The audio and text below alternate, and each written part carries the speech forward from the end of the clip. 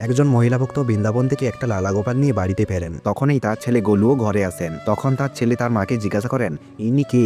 তখন তার মা তাকে বলেন, ইনি হলেন ভগবান, যিনি আমাদের সবার মালিক। তারপর থেকে বাড়িতে যখন নতুন কিছু খাবার রান্না করা হতো, তখন সর্বপ্রথম লালা গোপালকে ভোগ অর্পণ করা হতো। প্রথমে সব গোলুই পেত, কিন্তু লালা গোপাল আসার পরে গোপালকে সর্বপ্রথম দেওয়া হয়। তার কারণে গোলুর খুব রাগ হতে লাগলো। মনে মনে লালা গোপালকে বকতে লাগলো। একদিন গোলুর মাতা বাইরে যাওয়ার সময় গোলুকে বলল, যমুনা নদী থেকে জল এনে রাখবি। যখন গোলু নদীতে জল আনতে যাচ্ছিল, তখন গোপালকে বলল, খাবার সময় তো সবসময় আগে থাকো, কিন্তু কাজের সময় তো আমাকেই করতে হয়। যদি এখানে থাকতে চাও তাহলে কাজ করো। এটা বলে গোলু যমুনা নদীতে জল আনতে চলে গেল। যখন গোলু যমুনা নদীতে গিয়ে জল নিচ্ছিল, তখন দেখলো নদীতে লালা গোপাল বিরাজমান করছি আর বলছেন, দাও গোলু, আমি তোমার কলসি ভরে দিচ্ছি। গোলু তাকে দেখে অবাক হয়ে যায় এবং বলেন, না না, আমি একাই নিতে পারবো। কিন্তু লালা গোপাল কোনো কথা তার না শুনে কলসিতে জল ভরে বাড়িতে নিয়ে আসেন। গোলু বাড়িতে এসে তার ভয় লাগছিল আর ভাবছিল, মা যদি জানতে পারে আমি লালা গোপালকে দিয়ে কাজ করিয়েছি তাহলে আমাকে ভীষণ বকবে। মা বাড়িতে ফিরে লালা গোপালকে ভিজে অবস্থায় দেখে আরো রেগে গেল।